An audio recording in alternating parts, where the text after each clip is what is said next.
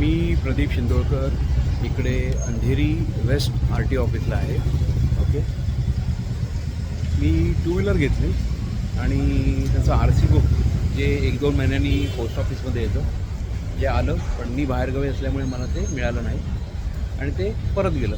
कुठे? इथे R T O ऑफिसला आलं.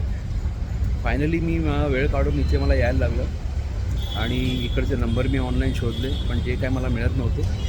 एक नंबर मिळाला, तो मी कॉल करून नवलं, कोणी उचलत नव्हतं. त्या नंबरला काही अर्थ नव्हता. फायनली त्यांचा टायमिंग बघितला मी 10 ते 5, म्हणून मी फटाफट उठावटी माझं काम सोडून मी इथे 4:30च्या दरम्यान पोचलो आणि काउंटरवर विचारलं की माझं आर सी बुक इथे आलेलं आहे, ते मला पिकअप करायचं आहे.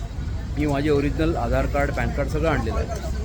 तर साहेब इकडचं तर टायमिंग 2पर्यंत असतो, पण आता 5 वाजत आले. म्हटलं हो ना, पण 10 ते 5चा टायमिंग जो आहे त्या टायमिंगमध्ये मी इथे आलेलो आहे. आता मी म्हटलं तुमचा नंबर लागत नाही, त्याला मी काय करू? म्हणजे प्रत्येक माणसाने इथे येऊन ही सगळी इन्फॉर्मेशन मिळेल त्याला. आता कुठला नंबर आहे सांगा म्हटलं, मला दाखवा, मला मी नंबर आता तुमच्यासमोर लावून बघतो. त्याचं काही उत्तर मला मिळालं नाही. मी एवढं बोलायला लागलो म्हटल्यानंतर तो म्हणतो आहे, बघा तुम्ही जंटलमॅन आहे म्हणून मी तुम्हाला थोडंसं सांगतो, तुम्ही एक काम करा, फटाफट तुम्ही एक फॉर्म भरा आणि तुमच्या आधार कार्डची झेरॉक्स मारा, पॅन कार्डची झेरॉक्स मारा आणि घेऊन या. मला वाटलं हा काही त्याचा कोऑपरेट करतो आहे मला आउट ऑफ द वे. गेलो फटाफट खाली, सेकंड फ्लोअरवरून खाली आलो, बिल्डिंगच्या बाहेर झेरॉक्स मारली, सगळं फॉर्म दिलं, अटॅच करला फॉर्म आणि दिला सबमिट करून. पण हो, पण आणलात, पण आता साहेब नाही आहेत. म्हटलं मग साहेब नाही तर काय? नाही साहेब नाही तर तुम्हाला उद्याच यायला लागेल. अहो म्हटलं तुमचे जर साहेब नसतील तर म्हटलं इकडच्या जनतेने सरळ घरी जायचं का? म्हटलं नाही काय करणार तुम्ही, आता काय बोलणार? त्याच्या बाजूच्या काउंटरवाला तू त्याला हेल्प करायला गेलास ना, तर तो बघ आता तुझ्याशी उज्जत घालते. म्हटलं दादा मी उज्जत काय घालतो सांगा, मी काय चुकीचं बोलतो आहे का?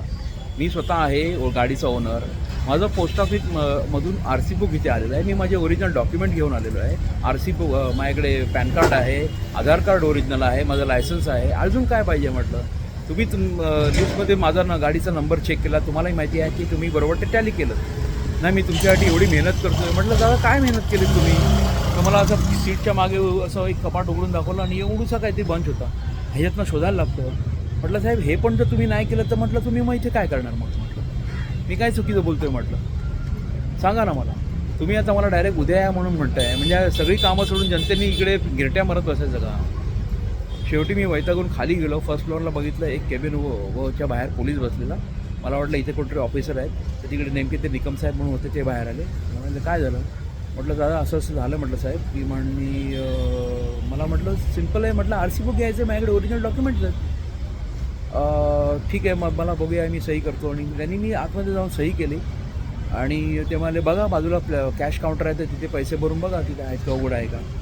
अल्टिमेटली ते कॅश काउंटर काय उघडं नव्हतं. त्या मॅडम म्हणाला नाही सर आता ते हे बंद आहे, ते बंद आहे. तिने पण ते कारण जे काय द्यायचं दिलं, तुम्हाला उद्याला यायला लागेल.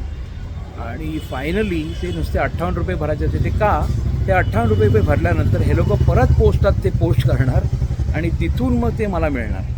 म्हणजे हे सगळं असं खायचं सोडून हे असं यांनी कारभार करून ठेवलेला आहे स्वतःच. ओके, आणि त्याच्यातनं असं दाखवतं की आमच्यावर भरपूर काहीतरी उपकार करतायत ते लोक. अहो सिम्पल गोष्ट आहे, ओरिजिनल माणूस आहे, त्याकडे ओरिजिनल डॉक्युमेंट्स आहे. तुम्ही आर सी बुक इथल्या इथे तो का, मग तुम्ही इथे का बोलावलं मला? तुम्ही परत रिपोस्ट करा ना, आणि जे काय पैसे घ्यायचे ते तिथून मला पोस्टाने माझ्याकडनं घेतले असते ना. तुम्ही मला फिजिकली इथे का बोलवलं? आणि एवढं सगळं केल्यानंतर मला काय सांगतं की तुम्हाला तिथे पोस्टात जाणार, तिथून तुम्हाला मिळणार. मग मला बोलवलंच का मी इथे? बरोबर आहे की नाही? म्हणजे हे असा सगळा उलटा कारभार सगळा चालू आहे गव्हर्नमेंटच्या ऑफिसेसमध्ये, आणि हे शेवटी भोगावं कोणाला लागतं? आपल्या सामान्य माणसाला भोगायला लागतं. हे कधी संपणार आहे ते देवाला ठाऊक.